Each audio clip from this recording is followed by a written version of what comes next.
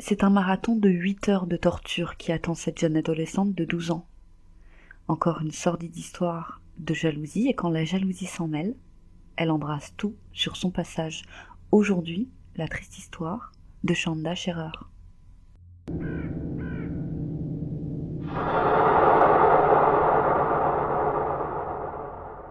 Merci à Eva Lopier et Badgal de nous avoir proposé ce cas qui d'ailleurs est assez difficile à regarder, tant à cause de la violence du crime que de la description des enfances de certains protagonistes, alors je vous préviens, âme sensible s'abstenir.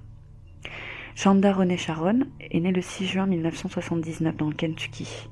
Alors qu'elle est encore très jeune, ses parents, Steven et Jacqueline, divorcent. Alors Chanda emménage avec sa mère à Louisville et elles sont rapidement rejointes par celui qui deviendra le beau-père de la petite. Et c'est une petite pleine d'énergie, qui aimait beaucoup le sport. Elle était pom-pom girl, membre de l'équipe de softball, de volleyball, de baseball, et j'en passe. Et en juin 1991, sa mère se sépare de son nouvel époux. Alors mère et fille déménagent dans l'Indiana. Chanda a alors 12 ans et elle intègre le collège de Hazelwood. Les 2 premiers jours se passent très bien, elle se fait de nouveaux amis et s'intègre facilement, mais le 3e jour, c'est une autre histoire. Une de ses nouvelles amies à l'école lui explique qu'elle vient tout juste de rompre avec son petit ami, qu'elle a encore cette bague qu'il lui avait offert et qu'elle veut lui rendre, mais elle n'ose pas le faire. Alors Chanda, qui veut faire plaisir à sa nouvelle amie, lui dit qu'elle va la rendre à sa place. Et elle le fait. Et ça va beaucoup énerver le petit ami qui va littéralement lui hurler dessus. Et pour ne rien arranger, la cousine de ce garçon, une certaine Amanda Efron, 14 ans, style garçon manqué, connu pour avoir un sacré caractère, se joint à eux. Et bien sûr, elle défend son cousin. Elle se met à son tour à hurler sur Chanda. Elle lui dit de se mêler de ses affaires et elle la pousse contre un mur. Fort heureusement, des professeurs interviennent et les séparent. Chanda a certes une grosse bosse sur la tête, mais rien de bien grave, et toutes les deux sont collées une semaine. Mais pendant cette semaine de colle, étonnamment, elles vont apprendre à mieux se connaître, jusqu'à devenir quasi inséparables. Et c'est au plus grand détriment de Jacqueline, la mère de Chanda. Après tout, elle a agressé sa fille.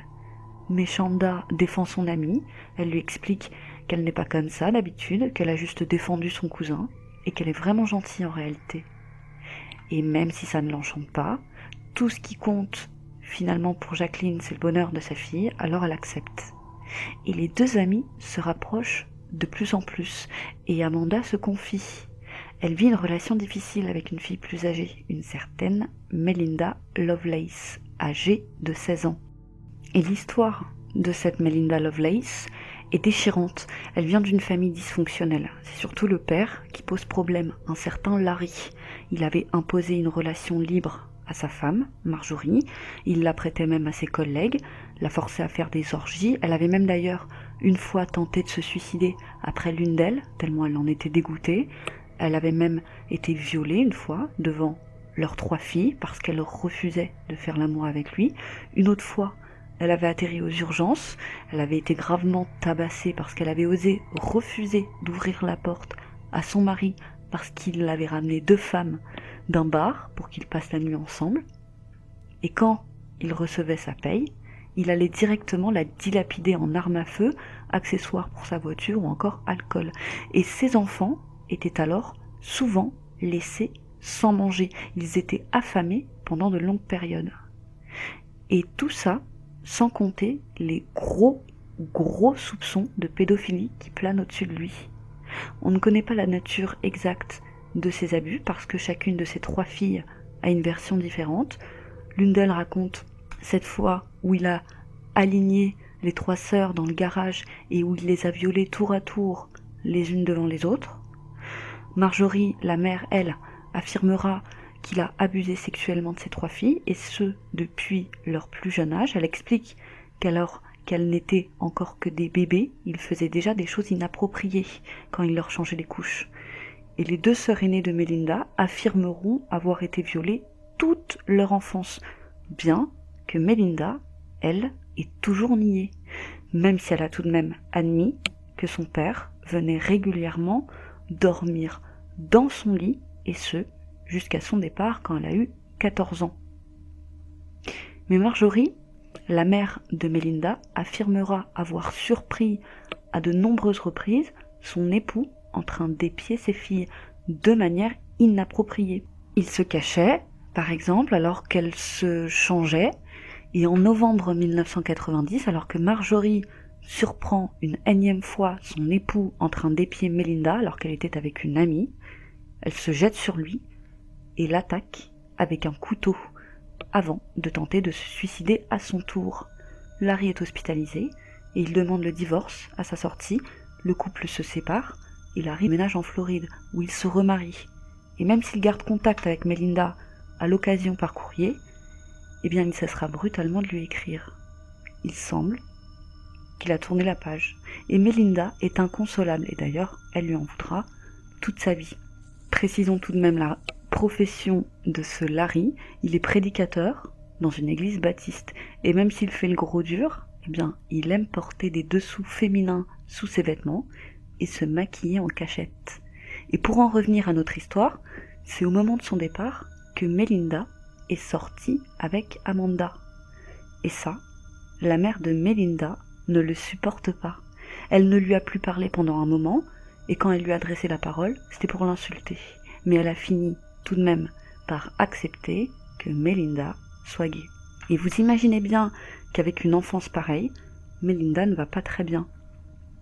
Elle suit une thérapie, est dépressive, elle sèche les cours, passe son temps à se battre avec d'autres filles. Quant à son couple, avec Amanda, eh bien il bat de l'aile. Elle se dispute, se réconcilie chaque semaine, et ça dure comme ça pendant 1 an, jusqu'à ce que Melinda se mette à fréquenter d'autres filles.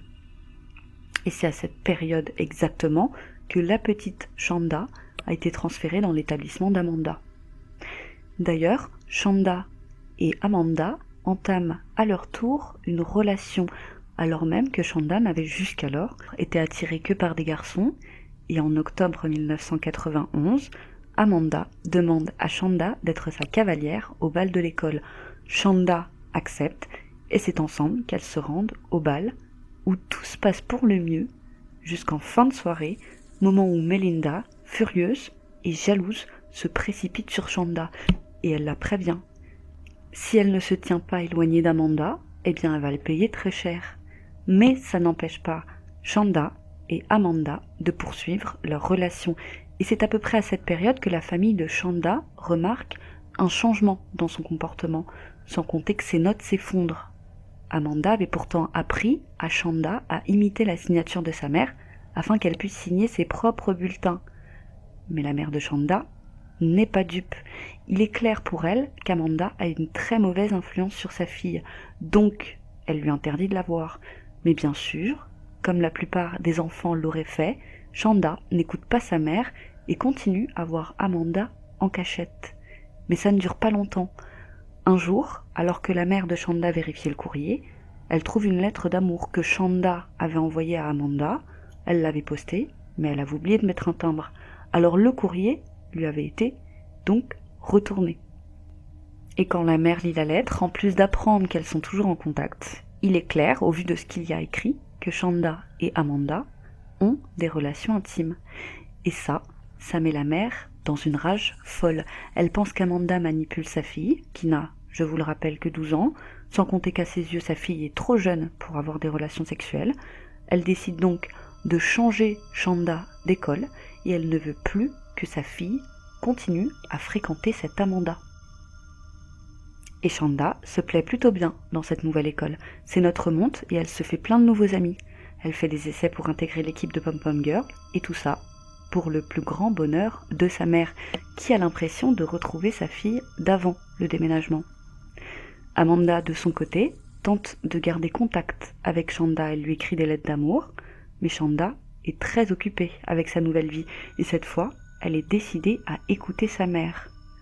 Quelques mois passent, et même si de temps en temps Shanda répond aux lettres d'Amanda et discute un peu avec elle au téléphone, la majeure partie du temps, elle l'ignore.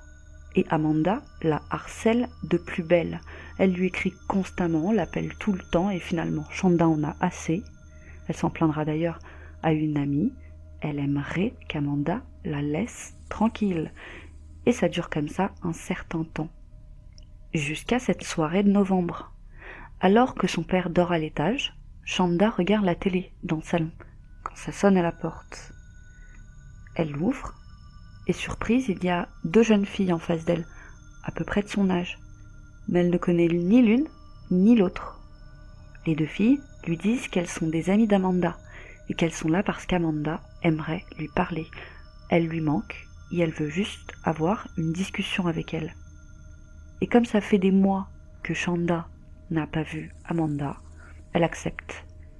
Mais elle doit se changer, elle emmène donc dans sa chambre les 2 filles, elle l'aide à choisir une tenue, et c'est ensemble qu'elle se dirige vers la voiture.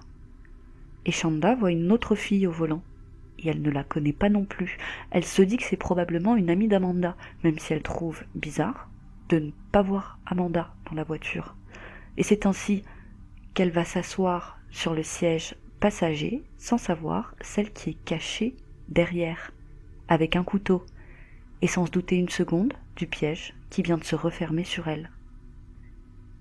En effet, un peu plus tôt dans la soirée, Tony Lawrence, 16 ans, et son amie Oprah Ipey, 15 ans, vous savez, ce sont les 2 filles qui ont frappé à la porte de Chanda, eh bien elles ont été récupérées en voiture par leur amie, Laurie Tackett, 17 ans, c'est celle qui les attendait dans la voiture. Et alors que toutes les 3 devaient aller à un concert de punk rock, Laurie a annoncé qu'elle allait, je cite, « tuer une petite fille ce soir ». Mais en réalité, la seule qui n'est pas au courant de ça, c'est Tony. Et d'ailleurs, elle trouve la blague de mauvais goût. Mais avec son tempérament effacé et suiveur, elle ne bronche pas. Et il faut avouer que Laurie passe son temps à parler de choses morbides. Elle s'habille en gothique, elle est du style à aimer les planches de Ouija, la sorcellerie. Elle avait même affirmé être possédée par un esprit qu'elle avait appelé Anna le vampire.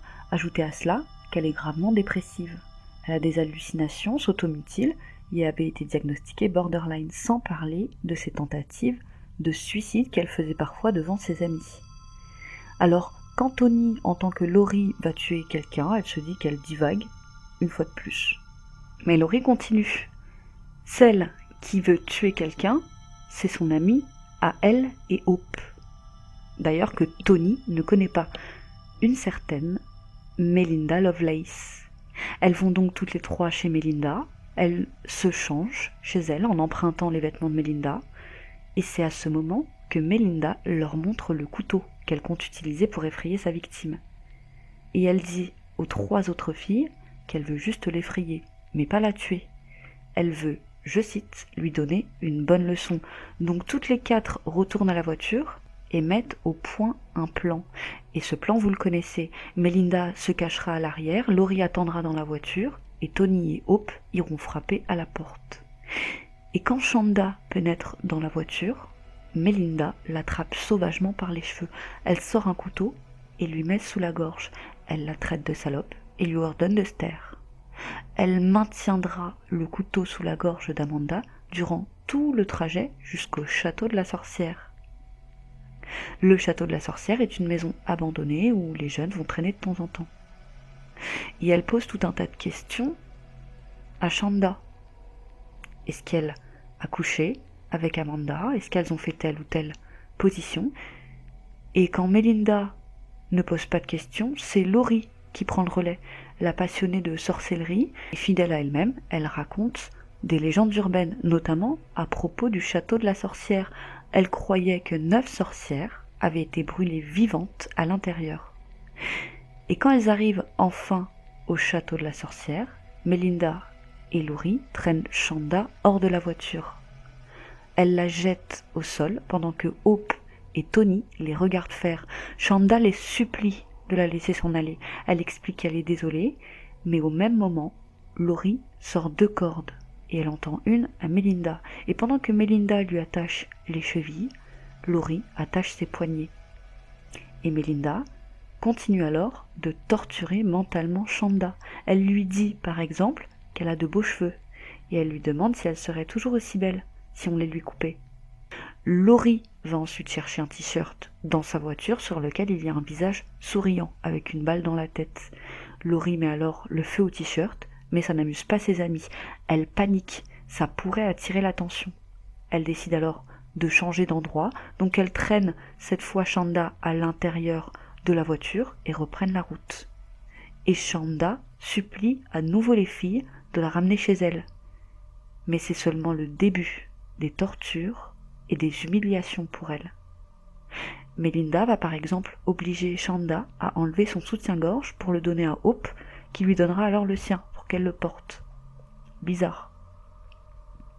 Elles arrivent près d'un dépotoir et rebelote. Laurie et Melinda tirent Chanda hors de la voiture et la jettent sur le sol. Et encore une fois, Hope et Tony regardent la scène.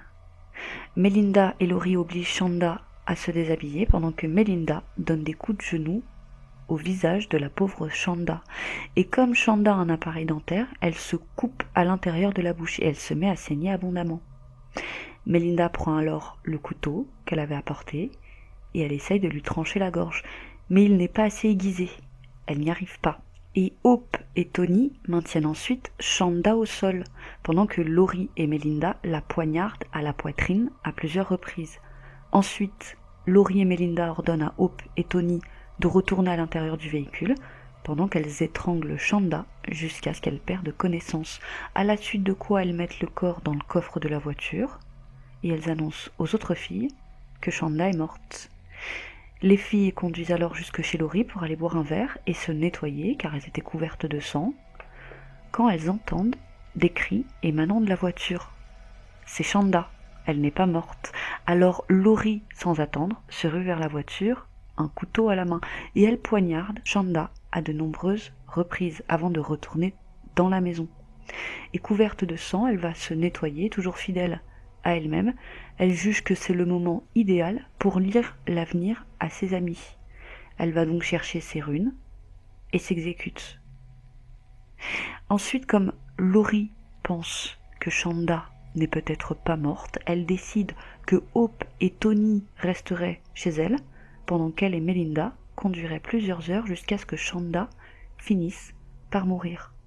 Et pendant qu'elles conduisent, elles entendent plusieurs fois Chanda sangloter ou gémir.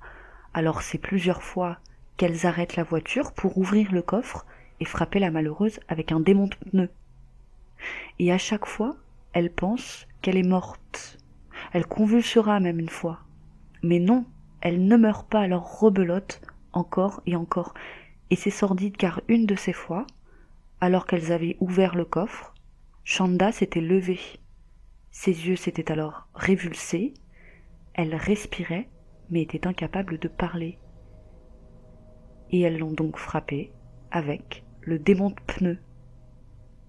Elles ont repris la route persuadées de l'avoir tuée, pour de bon cette fois, jusqu'à ce qu'elles entendent une énième fois les gémissements de Chandra.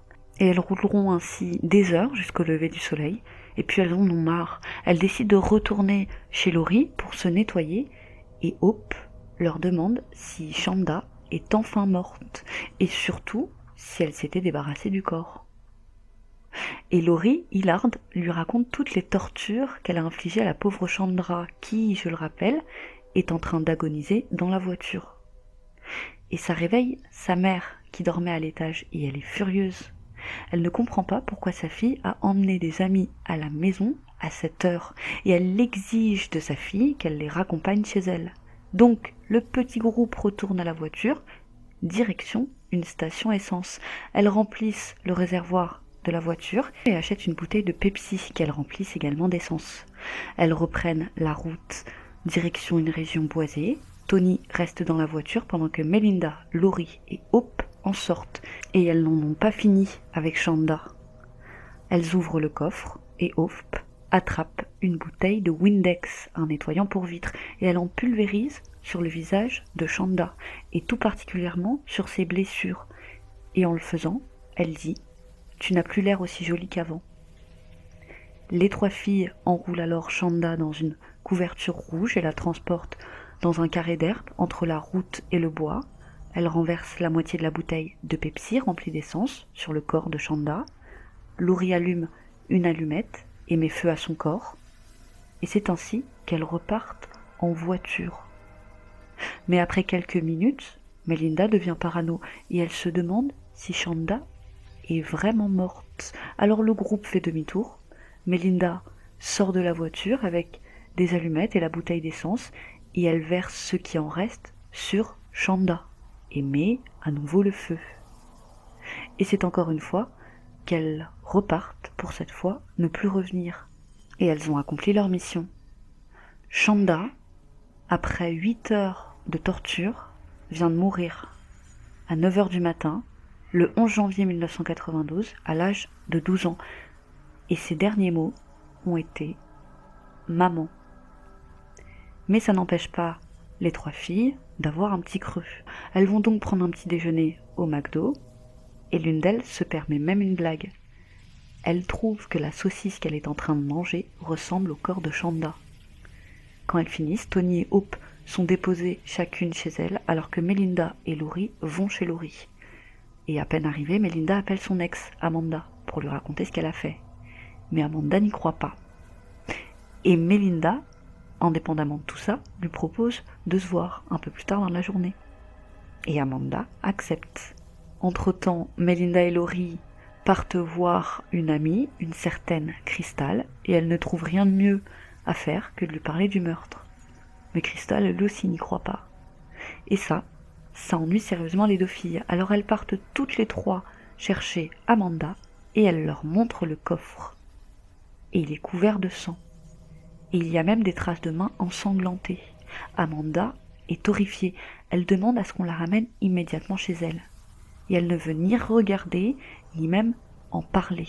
Elle veut juste rentrer chez elle. Et en arrivant chez elle, sur le pas de la porte, elle embrasse langoureusement Melinda et lui promet de ne rien dire. Et pendant ce temps, les parents de Chanda, qui ont cherché leur fille partout, ont déclaré sa disparition sans tarder, à 14h30. Ce matin-là, alors qu'il avait laissé sa fille devant la télé, le père de Chandra, quand il s'est réveillé à 7h le lendemain, a remarqué qu'elle avait disparu. Il n'a pas paniqué immédiatement, il a pensé qu'elle était sortie faire un tour, ou qu'elle était en bas, ou à la cave. Mais quand la belle-mère de Chanda s'est réveillée, qu'elle s'est aperçue elle aussi de son absence, comme ça ne lui ressemble pas de filer en douce la nuit ou de fuguer, elle s'est inquiétée. Et ils sont partis à sa recherche. Ils ont parcouru les alentours des heures en voiture, jusqu'au moment où ils ont contacté la mère de Chanda. Elle s'est immédiatement rendue au domicile de son ex-époux, et en voyant le sac à main de Chanda sur la table, elle a immédiatement su que quelque chose n'allait pas. Ils ont ensemble appelé ses amis, y compris Amanda, mais personne ne savait où elle était. Vers 14h, ils ont appelé la police et déclaré sa disparition. Mais la mère avait gardé en tête sa conversation avec Amanda. Et elle pense qu'elle en sait plus que ce qu'elle ne veut bien dire. Mais elle ne fait pas vraiment attention, il lui reste encore de nombreuses personnes à appeler, alors elle ne perd pas plus de temps. Mais voilà, Tony, de son côté, commence à se sentir coupable. Elle a bien tenté de demander conseil à une de ses amies, mais celle-ci n'a encore une fois pas cru à son histoire. Alors elle décide de se rendre au commissariat et elle raconte tout aux policiers. C'est moins de 24 heures après le meurtre. Et les policiers font immédiatement le lien avec ce corps qu'ils avaient retrouvé au bord d'une route 12 heures avant. Ils ne savaient rien, si ce n'est qu'elle était morte brûlée vive, à cause de la fumée qu'on avait retrouvée dans ses poumons. Elle avait été retrouvée les mains levées et les poings serrés. C'est une position que peut prendre le corps quand il est brûlé. Et ils avaient aussi trouvé la bouteille de Pepsi vide. Et ils avaient parcouru les dossiers de personnes disparues, mais n'avaient rien trouvé. Et comme le corps se trouvait à côté du château de la sorcière, cette fameuse maison abandonnée, eh bien, ils se sont demandé si ce n'était pas un sacrifice humain, car encore une fois, les jeunes du coin ont l'habitude de se réunir pour boire ou pour pratiquer l'occulte. Mais maintenant, ils savent. Mais il y a un problème. Tony ne connaît que le prénom de la jeune fille, une certaine Chanda. Elle se souvient qu'elle vivait 80 km plus loin, à Clark County. Donc, pendant que Tony est interrogé, les policiers, eux, contactent la police de Clark County et ils leur demandent s'ils ont une jeune fille portée disparue, prénommée Chanda. Et oui, ils recherchent bien une Chanda, Les officiers se rendent alors au domicile de Chanda et ils annoncent à la famille, je cite, que Chanda est parti, ce à quoi la famille répond qu'ils sont bien au courant, puisque c'est eux qui l'ont portée disparue. Mais ils comprendront juste après qu'en fait, Chanda est morte. Elle a été assassinée. La mère de Chanda est tellement sous le choc qu'elle est incapable d'en entendre plus. Elle est si bouleversée que les enquêteurs décident de lui raconter les détails plus tard, quand elle sera plus à même de les entendre. Mais malheureusement, elle l'apprendra finalement plus vite que prévu, dès le lendemain, aux informations, et elle apprendra que sa fille a été brûlée vive.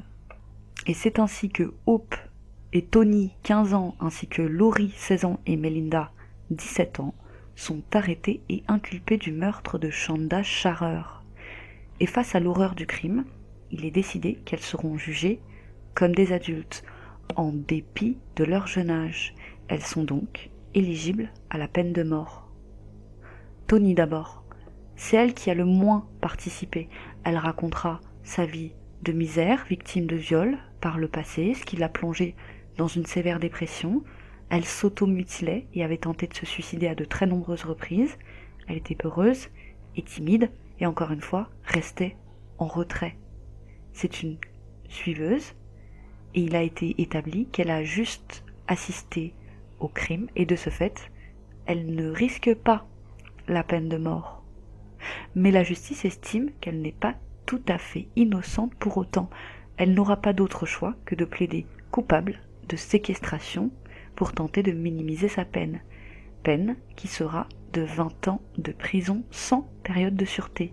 Elle servira finalement 9 ans avant d'être libérée en 2000. Quant à Hope, bien qu'elle ait vaporisé du Windex sur les blessures de Chandra, qu'elle l'ait maintenue au sol pendant que les autres filles l'attaquaient, qu'elle ait versé de l'essence sur elle, et bien malgré tout ça, même si tout ça a été reconnu par la cour, il sera statué qu'elle ne l'a pas pour autant physiquement blessée. Et c'est pour cette raison qu'elle ne sera finalement pas éligible à la peine de mort. Mais elle sera tout de même condamnée à 60 ans de prison, auquel sera enlevé 10 ans à cause de circonstances atténuantes son passé. Elle avait, elle aussi, été abusée et s'automutilait quand elle était enfant.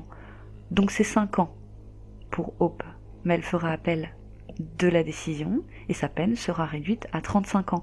Elle n'en purgera finalement que 14 avant d'être libérée en 2006.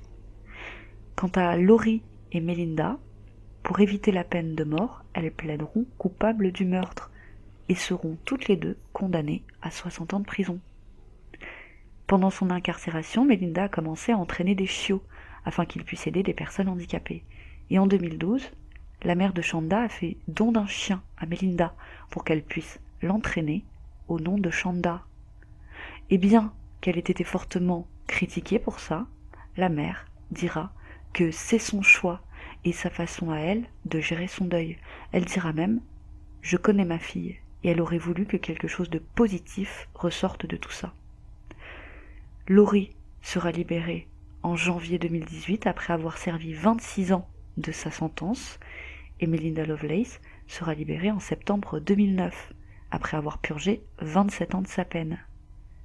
Quant à la mère de Chandra, elle devra faire face à une profonde dépression. Elle deviendra alcoolique et passera 10 ans misérable à pleurer sa fille. Et elle dira qu'elle a tout essayé pour se tuer, sauf poser une arme sur sa tempe. Mais elle finira par se relever et monter la fondation Chanda Sharer, qui a pour but d'aider chaque année 2 enfants en leur octroyant une bourse. Précisons tout de même qu'aujourd'hui, cette fondation n'existe plus. Comme toujours, je vous laisse en tirer vos propres conclusions. Merci de nous avoir suivis et à bientôt pour une autre triste histoire.